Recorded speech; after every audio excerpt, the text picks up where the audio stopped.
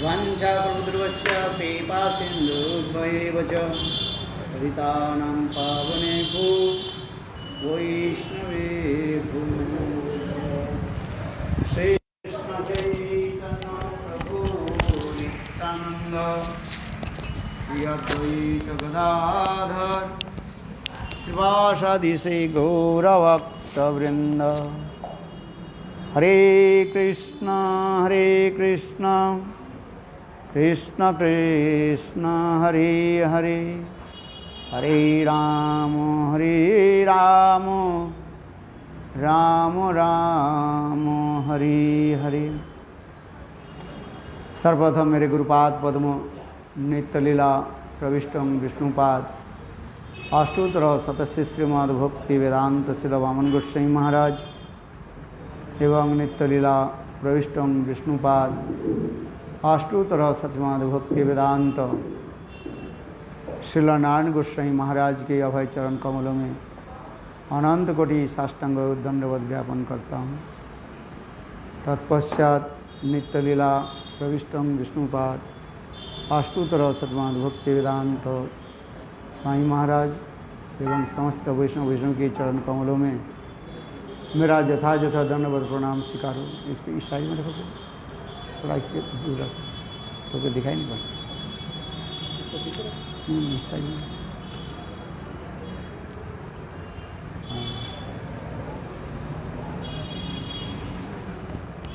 अरे हम लोग श्री श्रीमान सर्व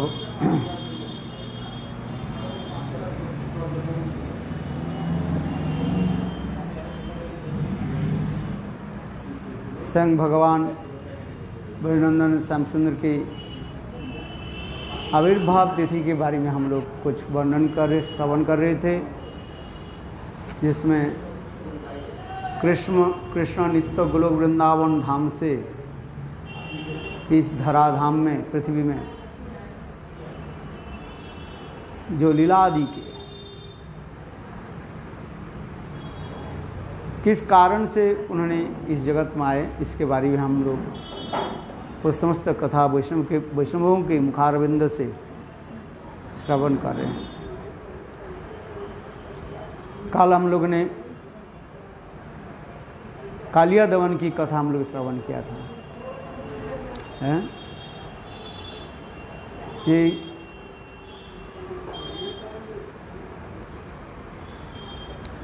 कालिया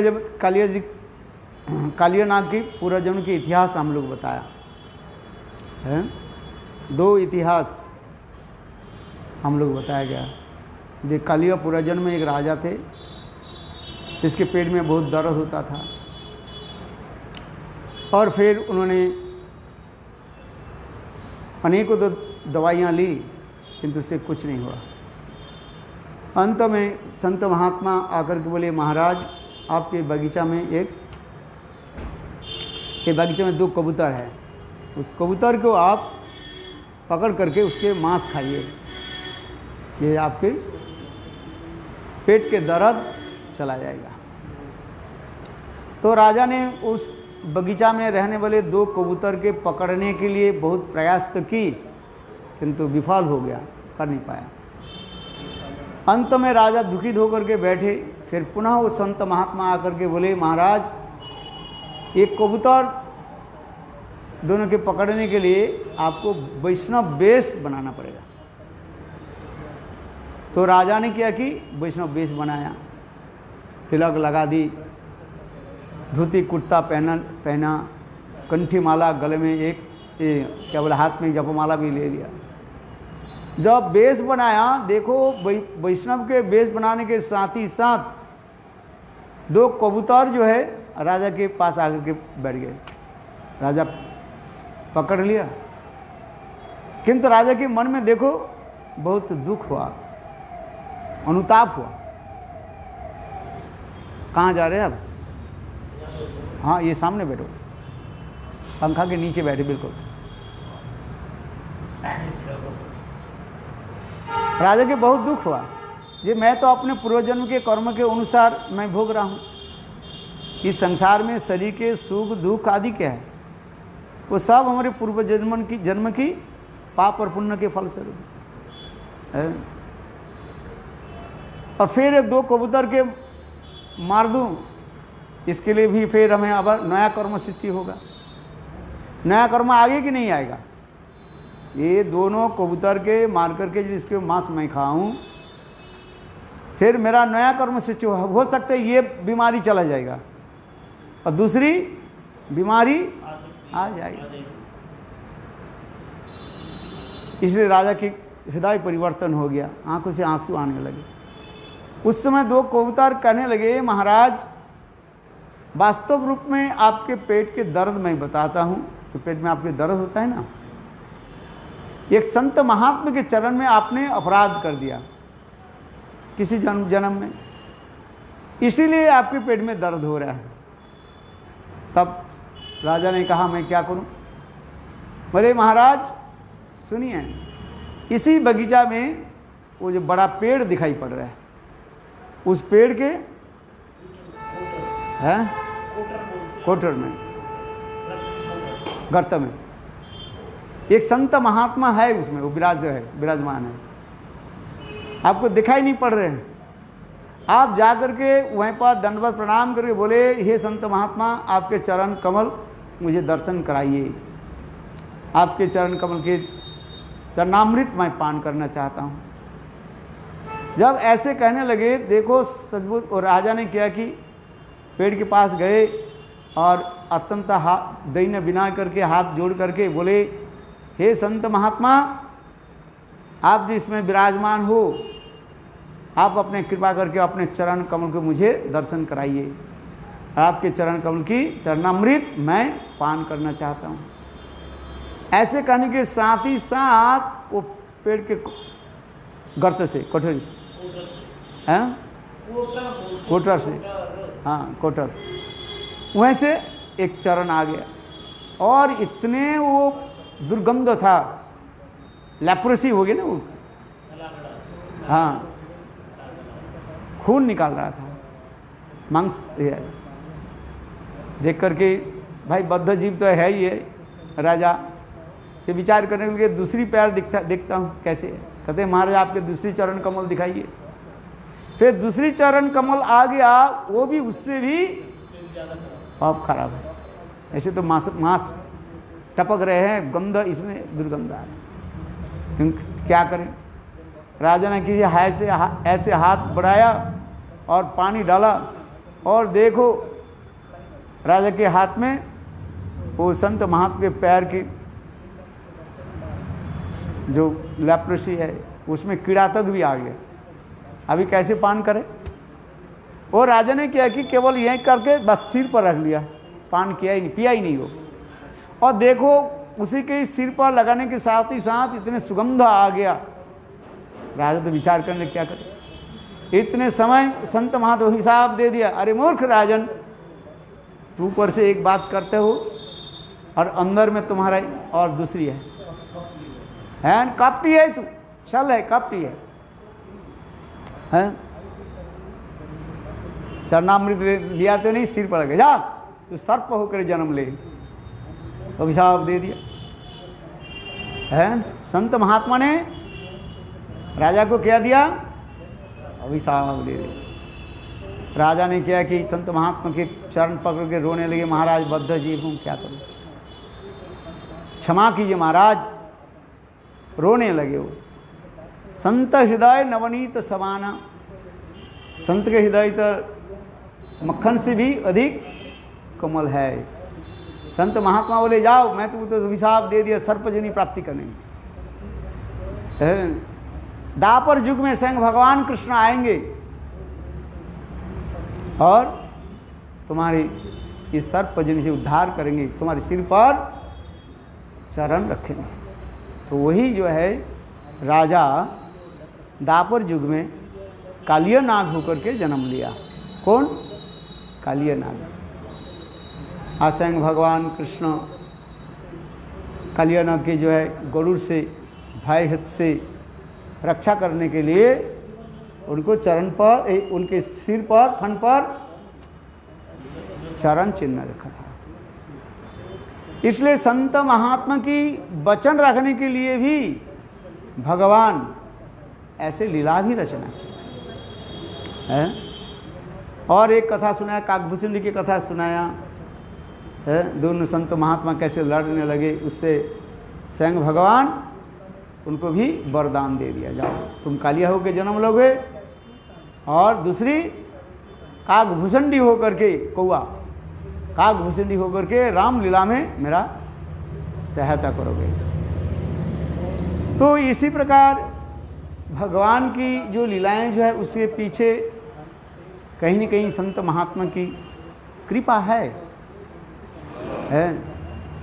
और संत महात्मा की वचनों के रखने के लिए स्वयं भगवान गोलोक वृंदावन धाम से इस धराधाम में अपनी लीलाओं को भी प्रकट करते हैं।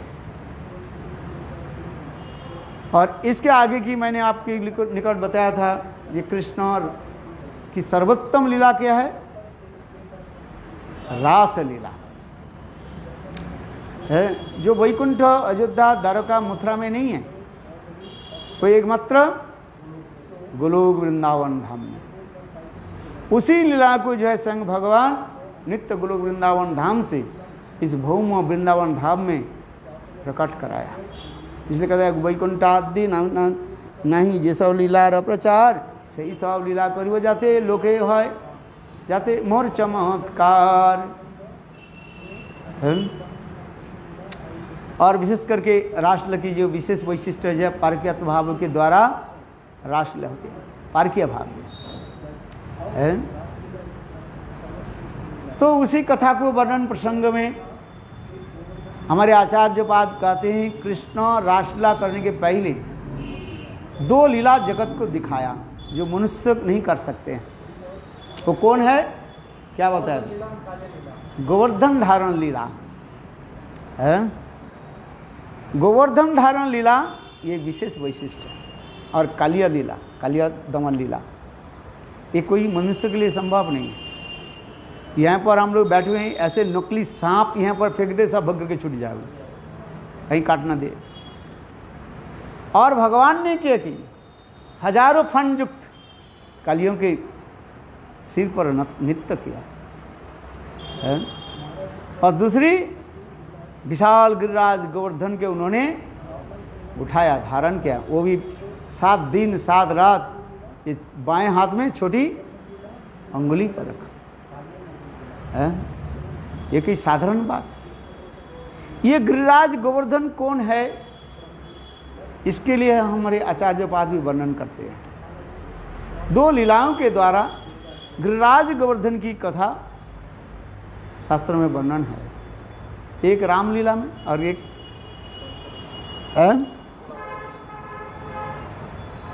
पुलस्त ऋषि की कथा जो है। रामलीला की त्रेता युग में भगवान रामचंद्र वानर सेनाओं के द्वारा, नल नील आदि हनुमान आदि के द्वारा है, बड़े बड़े पत्थर के चट्टानों के द्वारा समुद्र के ऊपर पुल बनाया है।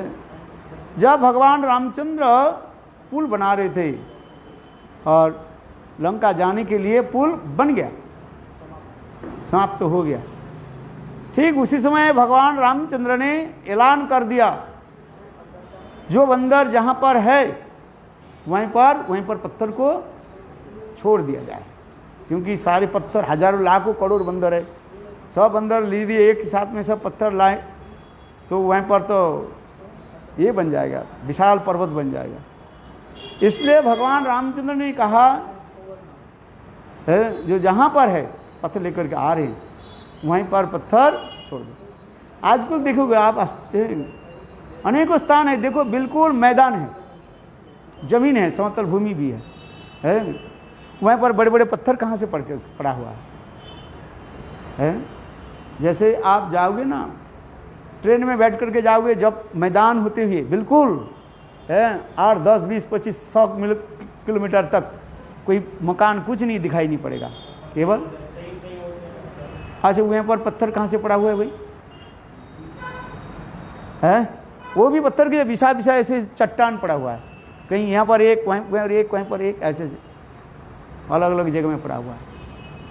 मैं भी ये सोचता रहता हूँ, जैसे ही विशेष करके ट्रेन में बैठकर ट्रेन सफ़र जब करते हैं और चलती गाड़ी पे ट्रेन चल रही है और देखा क्या ट्रेन लाइन के दोनों तरफ बिल्कुल मैदान है, आसपास में कोई मकान तक दिखाई नहीं पड़ता है और ज़मीन पर जो है इतने बड़े बड़े पत्थर की जगह इधर उधर बिखरे बिखरे पड़ा हुआ है, कोई पर्वत भी नहीं है ऊपर। देखे होंगे सर आप लोग जब जाओगे, हैं काफ़ी जगह। बोले ये कहाँ से आ गया? बोले वही रामचंद्र के समय भगवान रामचंद्र जब ऐलान कर दिया, उस समय बंदर लोग जहाँ जहाँ पर आए थे वहीं पर छोड़ दिया। इस कथा प्रसंग में उसी प्रकार हनुमान जी यह गिरिराज के गोवर्धन के जो है हिमालय के उत्तर से लेकर के आ रहे थे। ये द्रोण पर्वत के पुत्र था वो, द्रोण पर्वत के पुत्र थे और उसी के लेकर जब आने लगे और इतने समय भगवान रामचंद्र की आदेश जारी हुई। हनुमान में अभी क्या करें, बोले प्रभु के आदेश हो गया। और ठीक इसी समय इस ब्रजमंडल में जहाँ पर गिरिराज है वहीं पर रख दिया। तो गिरिराज बहुत दुखित हुए, बोले हनुमान मुझे प्रभु के सेवा में तुमने लगाया नहीं, सेवा से वंचित कर दो। भगवान की चरण कमल की स्पर्श मेरे भाग में नहीं है। गिरिराज गोवर्धन बहुत दुखित हुए। तब भगवान रामचंद्र के प्रेरणा से हनुमान जी कहा दिया, हे गिरिराज चिंता मत करो, दापर युग में मेरे प्रभु रामचंद्र कृष्ण के रूप में आएंगे और तुम्हारे कंदराओं में अनेकों जो है विविध क्रीड़ा आदि करेंगे। देखो भक्त की रक्षा करने के, बाप का रक्षा करने के लिए वही रामचंद्र कृष्ण के रूप में दापर युग में पधारे और गिरिराज गोवर्धन की तलाटी में ना जाने कितने कितने सुंदर लीला आदि किया। ये तो प्रसंग एक बताए दापर युग त्रेता युग की प्रसंग है। और एक प्रसंग यहाँ पर आचार्यपाद वर्णन करते हैं। काशी में एक संत महात्मा रहते थे, मायावादी है, उसके नाम था पुलस्त ऋषि। वो विचार करने लगे चलो एक बार शिष्य के घर घूम करके आता, बहुत दिन हो गया यहाँ पर रहते रहते, और विशेष करके ये काशी जो है कोई पहाड़ पर्वत नहीं है, बिल्कुल रूखा सूखा जगह है, चलते हैं। इसलिए पुलस्त ऋषि भ्रमण करते करते अपने शिष्य द्रोण के घर में आ गए। कुछ दिन अपने शिष्य द्रोण के घर में रहा और फिर रहने के बाद कहने लगे मैं अपने आश्रम में चलता है। तो बोले गुरुदेव आपको क्या सेवा करूं? बोले देखो मैं वृद्ध हो गया है, मुझे कुछ नहीं चाहिए, एक सेवक चाहिए, कम से कम मेरा कमंडूल और जल पात्र जो है लेकर के चले है, इतना ही तो एक सेवक चाहिए। एक काम करो, तुम्हारे ये पुत्र जो है ये गिरिराज को मुझे दे दो, वो मेरा सेवा करेगा। देखो ये गिरिराज द्रोणाचल पर्वत के पुत्र गिरिराज ये बचपन से ही गोविंद के चरण में समर्पित आत्मा थे।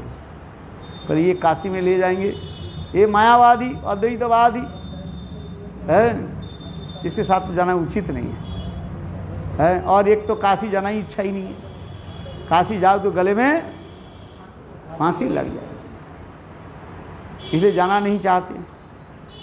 और इधर पुलस्त ऋषि बोले मेरे साथ चलो, तो कर ले गुरुदेव ठीक है आपके साथ चलता हूँ, एक काम कर। बोले क्या बताओ? ये गुरुदेव हमें आप जब ले जाओगे हाथ में उठा कर ले जाओगे। बोले हाँ और क्या, मैं तो जोगी हूँ, बस मंत्र जप करते ही पहुँच जाऊँगा यहाँ पर 2 मिनट में। बोले ठीक है गुरुदेव, जब आप कि पायखाना पेशाब लग जाए वो आप अपने हाथ में मत रखिए, ज़मीन पर रख दीजिए, और जहाँ पर रख दोगे है, मैं वहाँ से उठूंगा नहीं, बैठा रहूँगा, आप ले नहीं सकते। पुलस्त्य ऋषि बोले मैं जोगी महात्मा हूँ, तू मेरा चेला हो, है, तू बालक जानते नहीं हो मेरा प्रभाव को, चल। बोले देखो उन्होंने क्या कि गिरिराज गोवर्धन के ले लिया हाथ में, बोलो गिरिराज महाराज की जय। है, अब चलते चलते जब यहीं पर आ गए, ये ब्रज में आ गए, वह गिरिराज कृष्ण की ओर प्रार्थना करेंगे, प्रभु आप मुझे ब्रज से बाहर मत कीजिए, ब्रज में स्थान दीजिए, आपकी सेवा मैं करूं। है, ब्रज की सेवा और आपकी सेवा करूं बस, और मेरे जीवन में कुछ लालसा नहीं है। भगवान ने उनके प्रार्थना सुन लिया। देखो उसी समय पुलस्त्य ऋषि के इतने पेशाब के बेग लग गया है, मेरे भगवान की इच्छा बिना क्या क्या नहीं हो सकता है। और उन्होंने क्या कि गिरिराज गोवर्धन के यहाँ पर रख दिया, ब्रज में रख दिया, स्थान पर जहाँ पर आप देखें, और रख करके बस पेशाब करने ही लगे। कितने समय तक पेशाब करे वही जाने। हाँ इसके बाद पेशाब समाप्त होने के बाद स्नान आदि करके जब आए, बोले गिरिराज मेरे हाथ में आ जाओ। बोले गुरुदेव आपके साथ तो शर्त बना ली, जहाँ पर रख दोगे मैं 1 इंच हिलूंगा नहीं, जाऊंगा नहीं। बोले अरे तुम मेरा शिष्य है, गुरुदेव के वाक्य का आदेश पालन नहीं करोगे। बोले गुरुदेव क्या करो, आपने तो पहले ही कहा दिया। तो उस समय पुलस्त्य ऋषि ने गिरिराज को अभिशाप दे दिया, जा हर रोज 1 तिल के बराबर वो क्या बोले राई के बराबर तुम नीचे खाए प्राप्त होते जाओगे। है, बोले इमामस्तु आपके तो अभिशाप स्वीकार करना है, किंतु मैं ये ब्रजभूमि के छोड़ करके कहीं नहीं जाऊँ। तो गिरिराज यहाँ पर अभी तो विराजमान है। शास्त्र में लिखा है हर रोज गिरिराज गोवर्धन 1 राई के जो है बराबर जो है धीरे धीरे वो क्षय होते नीचे चलते जा रहे हैं। हाँ गुरुदेव कहते थे पहले गिरिराज गोवर्धन इतने विशाल था, है, जिसकी छाया जो है मथुरा तक पहुंच जाती थी। छाया माने शैडो जो है, हाँ इतना ऊंची जो है गिरिराज गोवर्धन।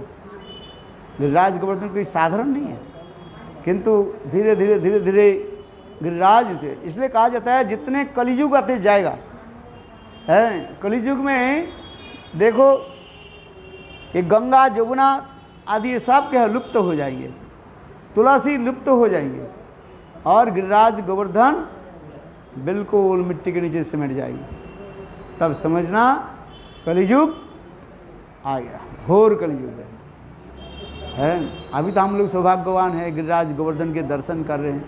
वो भी गिरिराज गोवर्धन संपूर्ण रूप से आपको दर्शन नहीं होगा, है, हाँ समझिए। कुछ जगह जो है वो मिट्टी के अंदर भी चले गए हैं, कहाँ दर्शन होता है। इस तरफ पोचरी के लोटा इस तरफ तो थोड़ा ऊंचाई दिखाई पड़ते हैं, जहाँ पर हम लोग परिक्रमा शुरू करते हैं, करते करते चले जाते हैं।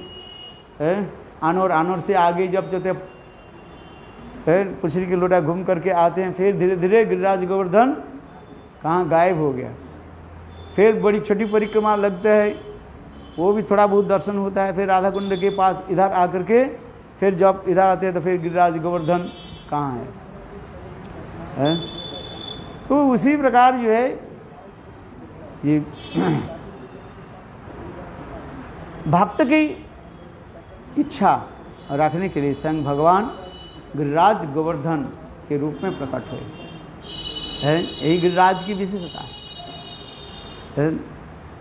जिस गिरिराज की कंदराओं में स्वयं राधा और कृष्ण कैसे मधुर मधुर लीलाएं की है। हमारी गोस्वामी वर्ग श्रील रघुनाथ दास गोस्वामी, श्रील रूपो गोस्वामी, श्रील अर्जुन क्या नाम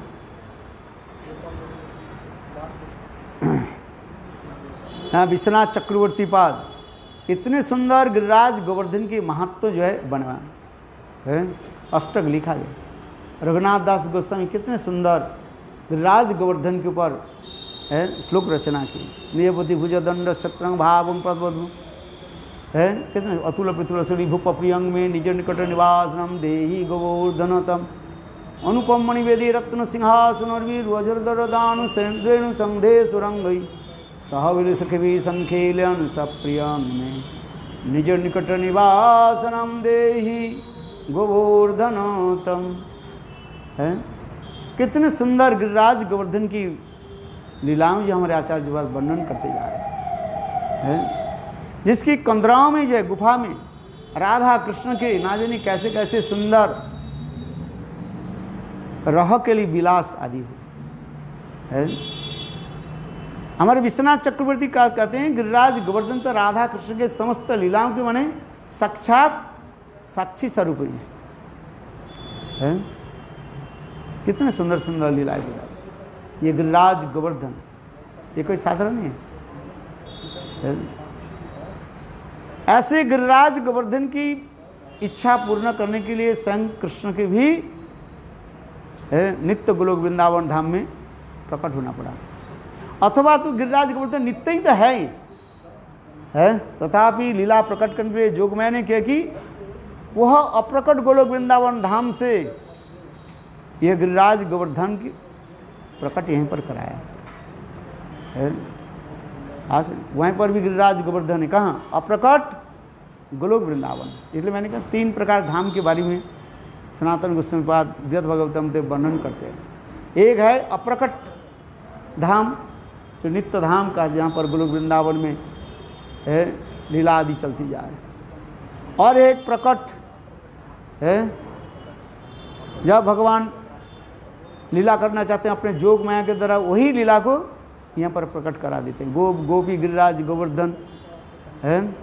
राधा जी तो आना नहीं चाहती संसार में। कृष्ण क्यों? राधा जी बोले मैं नहीं जाऊंगी।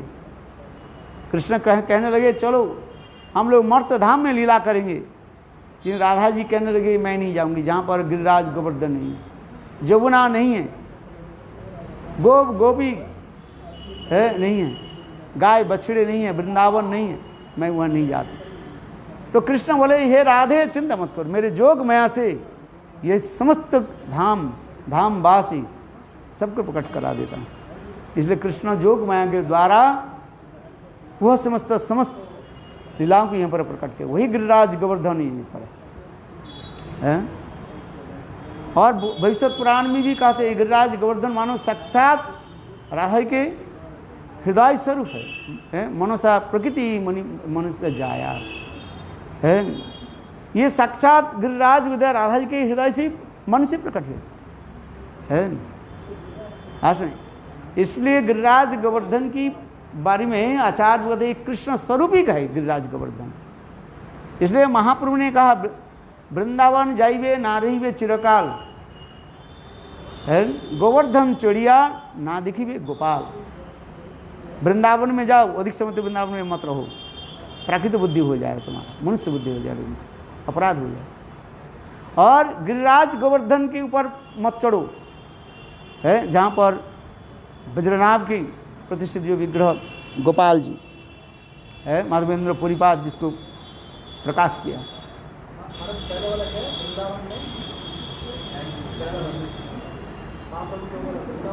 वृंदावन जाइबे ना रहिबे चिरकाल। वृंदावन जाओ, अधिक समय तो रहना नहीं चाहिए, क्योंकि तुम्हारी प्राकृतिक बुद्धि हो जाएगा है। ब्रजवासी के चरण में अपराध हो जाएगा है। ब्रजवासी लोग सब नियम के नहीं मानते हैं है, तो उनके चरण में तुम्हारे अपराध हो जाएगा। इसलिए वृंदावन जाइबे ना रहिबे चिरकाल, गोवर्धन चढ़िया ना दिखिबे गोपाल है। महाप्रभु ने कहा गिरिराज गोवर्धन के ऊपर पैर मत रखो। गुरुदेव कहते थे जब गिरिराज परिक्रमा करते थे ना, कहीं गिरिराज गोवर्धन की शिला पैर में ना लग जाए, ध्यान से चलो, क्योंकि ये गिरिराज जो साक्षात कृष्ण स्वरूप ही है भगवत स्वरूप, जिससे चैतन्य महाप्रभु इस गिरिराज गोवर्धन की शिला को कैसे पूजा करते थे। शंकर नाम ने कोई सन्यासी जो महाप्रभु के गिरिराज दे, और महाप्रभु प्रेम दशा में उसके सेवा करते थे, है आंखों के आंसू के द्वारा। 8 तुलसी जो है दल, तुलसी दल के देकर सेवा आदि करते, और उसी शिला को जो है चैतन्य महाप्रभु अंत में रघुनाथ दास गोस्वामी के दिया।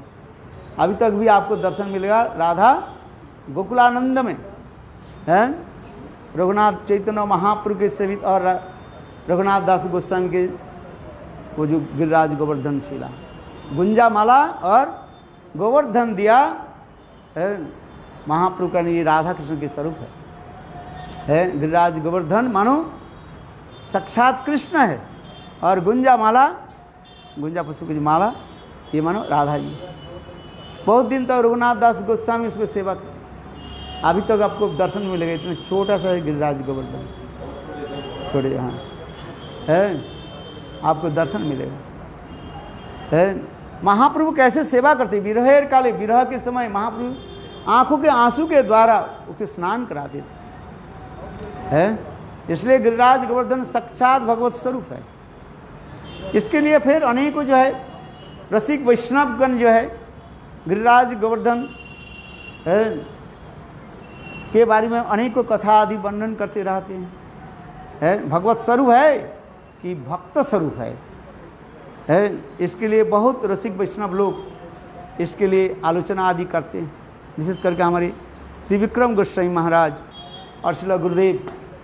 ये दोनों के प्रश्न इतने सुंदर और उत्तर भी ऐसे सुंदर होते थे। ये गिरिराज गोवर्धन भगवत स्वरूप है कि भक्त स्वरूप है? इसके लिए करके बहुत सुंदर सुंदर है प्रेम माधुर्य आदि कथा श्रवण करने के लिए सौभाग्य होता था उससे, है। तो ये गिरिराज गोवर्धन कोई साधारण नहीं है।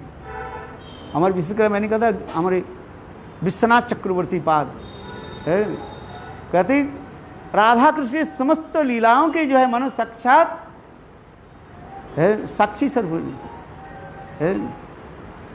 दान घाटी से लीला से लेकर के जितने भी लीला है, नौका विलास है, समस्त लीलाओं के जो है ये साक्षी स्वरूप गिरिराज गोवर्धन है। यही ऐसे गिरिराज गोवर्धन के संग भगवान क्या कि उठाया है कि मनुष्य के संभव है इंद्र की कर्मवाद ढंग से करने के लिए, है। यहाँ पर भक्ति सिद्धांत प्रभुपाद लिखते हैं इंद्र की जो गर्भ जो है वो क्या था, वो कर्मवाद था, वो है। जैसे कर्मी लोग कहते हैं हम करते हैं इससे हमें फल प्राप्त होता है। गीता में भगवान क्या कहते हैं, कर्मण्येव अधिकारस्ते माँ फलेषु कदाचन, तुम कर्म करो, कर्म में तुम्हारे अधिकार है, फल तो मैं देने वाला है।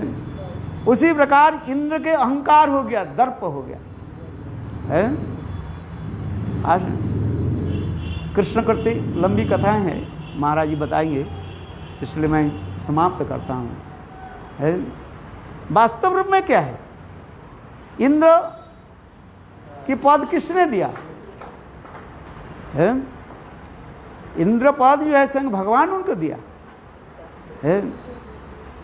और ये ब्रजवासी जन कौन है, कृष्ण के नित्य परिकर है। और देखो इंद्र क्या हो गया, इसने गर्भ में अहंकार में मत्त हो गया है, अपने हो गया राजा और ब्रजवासी को बना लिया क्या प्रजा है।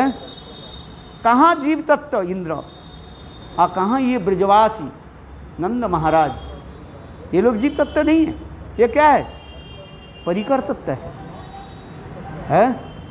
और ऐसे परिकर तत्व से वो क्या ले रहे, पूजा ग्रहण कर रहे हैं। देखो कितने अहंकार दंभिक।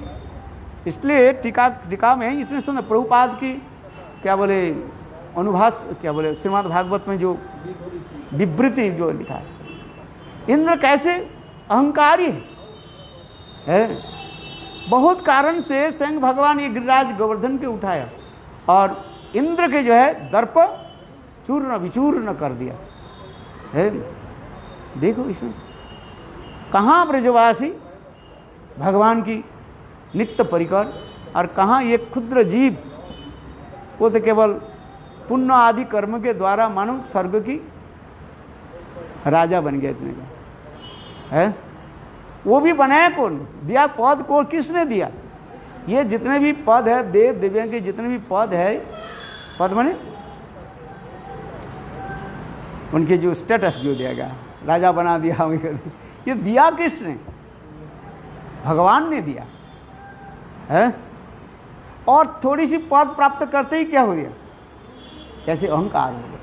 इसलिए तुलसीदास जी लिखते हैं ना, प्रभुता पाई काई मद ना हो। थोड़ा सा प्रभुत्व मिल जाता है, पूछो तो मैं क्या था, क्या हो गया, क्या चिन्ह, क्या होना है। और ब्रजवासी से वो पूजा ग्रहण कर ले, कर्मवाद को स्थापन करते जा रहे हैं। भगवान ने क्या कि इस कर्मवाद को छिन्न विच्छिन्न कर दिया है। गिरिराज गोवर्धन के उठा करके भगवान ने दिखाया। और भी कैसे किया, बोले इंद्र तुम क्या करोगे मेरा, है? छोटा बालक, केवल 7 साल के बालक, चुनौती दिया है। भगवान ने इंद्र के कैसे चुनौती दिया है? बोले बाएं हाथ से, और छोटे अंगुली पर मैं उठाता हूँ गिरिराज गोवर्धन, क्यों हमारे दाएं हाथ जो थोड़ा शक्ति होता है, बाएं हाथ कम शक्ति होता है, और उस बाएं हाथ में एक छोटा अंगुली और कम शक्ति होता है ना, है? बहुत कमजोरी होता है। बोले देखो ऐसे गिरिराज को मैं उठा रहा हूँ, है? तुमसे कुछ बाल बका नहीं सकते हो। गिरिराज की कथा तो आप लोग जानते, बहुत बार सुने हैं आप लोग, है? इंद्र ने इतने वज्राघात किया, मूसलाधार बारिश भी किया है, और प्रलयकालीन बादल की भी बुला लिया है, किंतु कुछ नहीं काली है। भगवान हूं मैं, किंतु भगवान इसमें देखो अंत में गिरिराज गोवर्धन क्या बोले, इंद्र जब सुरभि माँ के चरण पकड़ करके भगवान के पास आकर स्तव स्तुति याद किया, भगवान उनके प्रसन्न हो गए, क्योंकि ये सुरभि जो गाय जब भगवान का अत्यंत प्रिय है, भगवत प्राप्ति के लिए यही उपाय भी दिखाया। इसमें बहुत शिक्षाएं, गिरिराज गोवर्धन धारण लीला में इतने शिक्षाएं हैं। हमारे श्रील भक्ति विनोद ठाकुर चैतन्य शिक्षामृत ग्रंथ में इतने वर्णन कर दिया गिरिराज धारण की जितनी शिक्षाएं, कम से 20-25 पॉइंट उनमें दिखाया। कितना? 20 से 25 पॉइंट तक दिखाया गया। ये क्यों? भगवान गिरिराज धारण की शिक्षाएं क्या है? जितने हम लोग कृष्ण के लीला आदि श्रवण कर रहे हैं, सब लीला में एक एक शिक्षा, हमारे भक्ति विनोद ठाकुर यही चैतन्य शिक्षामृत ग्रंथ में है, भगवान की सारे लीलाओं की एक एक करके शिक्षा दर्शन कराया। जैसे पुतना वध से लेकर के और जितने भी असुर वध आदि लीला, सब उसके तात्पर्य, सिग्निफिकेंस, शिक्षाएं उसमें दिखाया। इसलिए गिरिराज गोवर्धन की विशेष शिक्षाएं इसमें दिखा रहे हैं। देखो कोई भगवान की प्राप्ति करना चाहते हैं, भगवान के प्रियजन के चरण पकड़ो, तुम्हारे काम सिद्धि हो जाएगी, है? ब्रह्मा जी ने कहा इंद्र तुम तो अपराध कर दिया, ऐसे भी मैं ही अपराध किया था, इसलिए तुम एक काम करो, भगवान के प्रसन्नता करने के लिए जाओ, भगवान के अत्यंत प्रियजन जो है कौन? सुरभि देवी। नमो ब्रह्मण्य देवाय गो ब्रह्मण्य हिताय च जगद्धिताय कृष्णाय गोविंदाय नमो नमः। सुरभि गाय। देखो इंद्र राजा होते पर भी है अभिमान को त्याग दे करके जब सुरभि गोमाता सुरभि के पास गए और सुरभि के चरण पकड़ करके जब आए, है भगवान प्रसन्न है। ब्रह्मा जी स्तव स्तुति आदि तो किया, ब्रह्ममोह लीला में भगवान प्रसन्न हुए कि नहीं हुए पता भी नहीं लगा, है? थोड़ा सा एक श्लोक जब बोल दिया, अहो भाग्यो महो भाग्यो नंद गोप ब्रजु कुशाम जन्मित्र परमानंद पूर्ण ब्रह्म सनातनम। इस कथा को सुनते ही भगवान के मुंह में थोड़ा सा मुस्कान आ गया था। ब्रह्मा बोले चलो मेरा काम हो गया, और सारी स्तुति आदि करके है परिक्रमा करना चाहिए। कितने बार? 4 बार परिक्रमा होने चाहिए। और उन्होंने कितने बार परिक्रमा किया? त्रिवित्ता, है। ब्रह्मा जी ने देखो कृष्ण के 3 बार परिक्रमा करके भाग गए, बोले कहीं है उसके गिनने में थोड़ा गलत हो गया है, और बोले जल्दी जल्दी चले जाते हो ना जानी कहीं फिर पकड़ ले, बोले और कहीं प्रश्न पूछ ले और कुछ ना हो जाए, ऐसे रसिक वैष्णव लोग बोलते हैं। किंतु देखो मेरे कहने की तात्पर्य यह है, ब्रह्मा जी की स्तव स्तुति में कृष्ण प्रसन्न हुए कि नहीं हुए है ये निर्धारित नहीं, किंतु इंद्र की स्तव स्तुति भी है उसमें है, और इंद्र के द्वारा स्वयं भगवान भी उनको प्रसन्न होकर के उनके ये कह दिया कुछ बोले तो आपको मैंने स्तव स्तुति किया, आप कह दिया हाँ महाराज आप मेरा ये हो गया, अच्छा ठीक है, किंतु कुछ नहीं बोले हैं। किंतु देखो इंद्र ने क्या की, इंद्र ने उनके अभिषेक भी कराया गोविंद कुंड में है ना है, हाँ आकाश गंगा के पानी लेकर के है अपने ऐरावत हाथी के सूढ़ों के द्वारा अभिषेक कराया और नाम भी रख दिया क्या, गोविंद नाम, प्रसन्न हो। क्यों, ये मूल कारण हमारे भक्ति विनोद ठाकुर कहते हैं, जितने भी कारण बहुत उसमें देखना कम से कम बहुत पॉइंट्स दिया गया, 20-25 पॉइंट दिया गया, उसमें मूल जितने भी है कहते हैं इंद्र सुरभि देवी के चरण का आश्रय। भगवान का तो सबसे प्रिय कौन है, सुरभि गाय है, भगवान के प्रिय कौन है, ये गाय है, गोमाता है, जिसके लिए कृष्ण नंगे पैर में गायों के पीछे पीछे दौड़ने लगे, जिसके लिए कृष्ण इतने जो है कष्ट आदि भोगने भी लगे लीला के अनुसार है, कितने धूप कितने बारिश, तब भी गायों के पीछे पीछे दौड़ते रहे हैं। चलसी जद ब्रज चार्यन पशुन नलिन सुंदरंग नाथ ते पदम, गोपी गीत में आ रहे ना है। देखो क्यों, गाय भगवान के इतने प्रिय है। मुसलमान लोग और विधर्मी लोग जो गाय खाते हैं वो कितना महापापी होता है। आजकल कोई एक मुसलमान जो है जाकिर हुसैन ना किया, ये उल्टी सीधा इतने बोलते रहते हैं, दुष्ट है गाय मांस खाने के लिए, और कैसे कैसे बोलते हैं। विधर्मी लोग कितने धीरे धीरे जाए, नहीं ये गो माता है हमारा है। आज कभी कभी दुख आता है कितने, इसलिए देखो उसमें भक्ति विनोद ठाकुर वर्णन करते जा रहे हैं गो माता की। इसलिए वास्तव जितने भी पॉइंट दिया गया, सर्वश्रेष्ठ पॉइंट क्या है ना, इंद्र ने एक काम किया, भगवान की जो है अत्यंत प्रिय जो है गो माता के आश्रय करके आए है।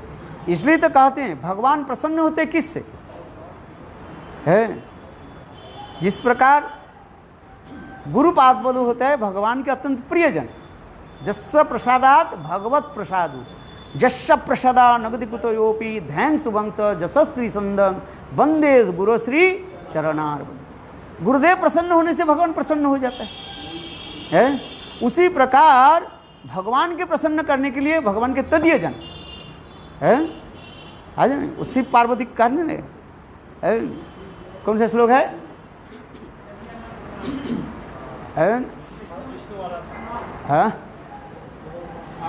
आराधनां सर्वेषां विष्णु आराधनम परम तस्मात् परतरम देवीं तदीयनाम समर्चनम, तदीय वस्तु है।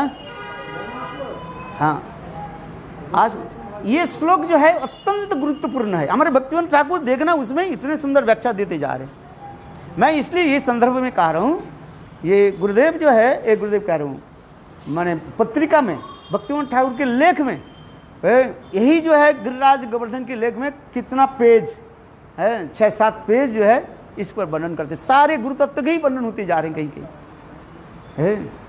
इसलिए आज कथा को मैं वर्णन यहाँ पर रख दूँ, महाराज जी कथा सुनाएंगे मधुर मधुर तो है। वंशा गुरु कृपा सिंधु वैवच पतितानां पावने भो वैष्णवे भो नमो। बोलो अभी आप 40 मिनट बोलिए।